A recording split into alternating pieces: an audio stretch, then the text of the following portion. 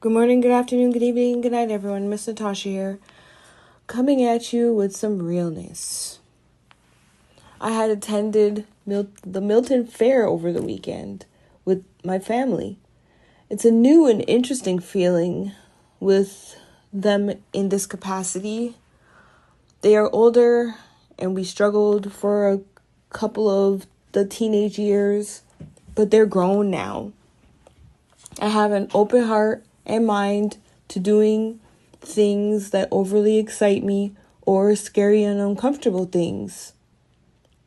Anyway, rebuilding and relearning takes an open mind and an open heart. Love is not judgmental. Love is open and willing. Love effortlessly defends their loved one's honor. Love is an action word. We spent the day together eating junk food and taking in the warm sun. What I realized is that we have a long way to go. I realized that there is nothing I can do to speed up the process. Like that tortoise, it just goes and makes it to its destination. There's nothing you could do to speed up the tortoise, is all I'm saying. I was feeling overwhelmed with the amount of children and families I had seen at the fair. And by the way, side note, in many families of color, there are ignored problems and inappropriate behaviors that goes under the rug. I aim to assist others towards mental wellness through Create Don't Hate show, books, advocacy, and speaking engagements. I'm currently in a place where I'm not pretending or trying to cover up reality. But if a world that only wants to pretend things, if we live in a world that only wants to pretend, things can get dicey.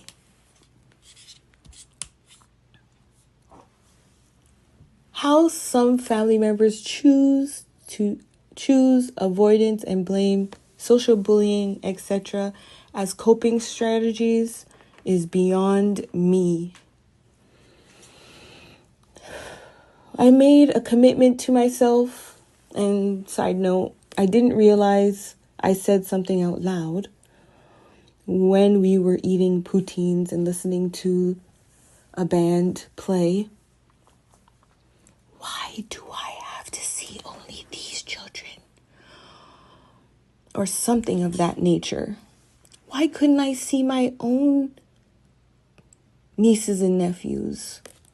I have a few of them. I usually introduce myself by saying I'm a mother of two and an auntie to many. But what does that really look like? And why does it look like that? Sometimes we never get the answers for those types of things. Anyway, I immediately wanted to renege my words, but the family heard me. It was too late. It's frowned upon to speak about feelings whilst feeling overwhelmed or any emotion. It's seen as weak or, unfortunately, unnecessary, especially to those who avoid the reality. I was one of them. A comment thrown out after my words hurt, and no one at the table stood up for me. I was devastated and discombobulated. I wanted to go home. It was horrifying to know that my own family don't see fit to stand up for me. I thought that I could be safe spit my feelings and facts to my family, I soon learned it's just not a thing for right now. How much nieces and nephews may I have? And we all can't do activities like going to the farm in the fall. And by the way, this was in my mind for a moment too long. What I learned from the trip is that there's a long way to go. Now I realize that this world and this society in which we live in means conceal, don't feel. And that's exactly what I'm avoiding with all of my might. I will try my darndest to be respectful and loving.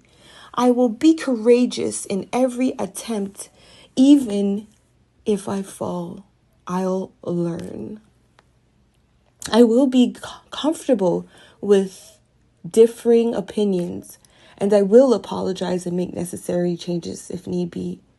I love my family, and I will not stay where I'm unwanted. Lord have mercy. I just want community and connection. Long story short, we all can be overwhelmed by life sometimes.